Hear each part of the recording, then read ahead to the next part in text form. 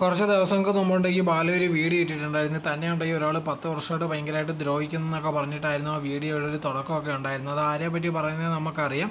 അതിന് ശേഷം ഉണ്ടെങ്കിൽ ഇതേ കണക്ക് പെട്ടെന്ന് ഒരു പ്രസ് മീറ്റ് പോലെ അല്ലെങ്കിൽ ആൾക്കാരെ വിളിച്ചു വരുത്തിയിട്ട് ഇതേ കണക്ക് ബാല പറയുന്നുണ്ടായിരുന്നു, ഇപ്പോൾ എൻ്റെ കയ്യിൽ ഒരു സ്വത്തുമില്ല, ഞാനുണ്ടെങ്കിൽ എല്ലാം എൻ്റെ അമ്മയുടെ പേരിലും അതോടെ തന്നെ ഉണ്ടെങ്കിൽ കോകിലയുടെ പേരിലും എഴുതി വെച്ചിട്ടുണ്ട്, പുതിയ ഭാര്യയായിട്ടുള്ള കോകിലയുടെ പേരിലും. അതോടെ തന്നെ എൻ്റെ കയ്യിൽ ഇപ്പോൾ ഒരു പൈസയും ഇല്ല. അങ്ങനെ ഇരിക്കുന്ന സിറ്റുവേഷനിൽ ആർക്ക് കോടതിയിൽ പോയി എന്ത് പറഞ്ഞാൽ പോലും അല്ലെങ്കിൽ കേസ് കൊടുത്താൽ പോലും ഉണ്ടെങ്കിൽ തൻ്റെ കയ്യിൽ ഒരു പൈസ ഇല്ലെന്നുള്ള രീതിയിലായിരുന്നു ബാല പറഞ്ഞിട്ടുണ്ടായിരുന്നു. ഇതിന് കാരണം എന്താണെന്ന് ഒരുപാട് പേർക്ക് ഡൗട്ട് ഉണ്ടായിരുന്നു. അങ്ങനെ ഇരിക്കുമ്പോഴാണ് ഇത് മനസ്സിലായത്. എനിക്ക് ലേറ്റസ്റ്റ് ആയിട്ടുണ്ടെങ്കിൽ അഭിരാമിയൊക്കെ പറഞ്ഞിട്ടുണ്ടായിരുന്നു എനിക്ക് കുട്ടിയുടെ പേരിൽ ഒരു ഇൻഷുറൻസ് തുക പോലെയൊക്കെ വെക്കണം, അതിനുണ്ടെങ്കിൽ മാസം 1,00,000 രൂപ ഒക്കെ ഇടണമെന്നുള്ള രീതിയിലൊക്കെ. അതിനെ തുടർന്നാണ് ഈ സംഭവം വന്നിരിക്കുന്നത്. കാരണം ഇപ്പോൾ തൻ്റെ കയ്യിൽ ഒരു പൈസയും ഇല്ല, തൻ്റെ കയ്യിൽ ഒരു സ്വത്തും ഇല്ല, എല്ലാം ഉണ്ടെങ്കിൽ ഭാര്യയുടെയും അതോടെ തന്നെ അമ്മയുടെയും പേരിലാണ് ഇരിക്കുന്നത്. അപ്പോൾ തനിക്കുണ്ടെങ്കിൽ ആരെയും നോക്കേണ്ട ആവശ്യമോ കാര്യങ്ങളോ ഒന്നും ഇല്ലെന്നുള്ള രീതിയിലാണ് ബാല പറയുന്നത്. അതേ കൂട്ടത്തിലുണ്ടെങ്കിൽ അരുൺകുമാറിനെ കുറിച്ചും പറയുന്നുണ്ട്.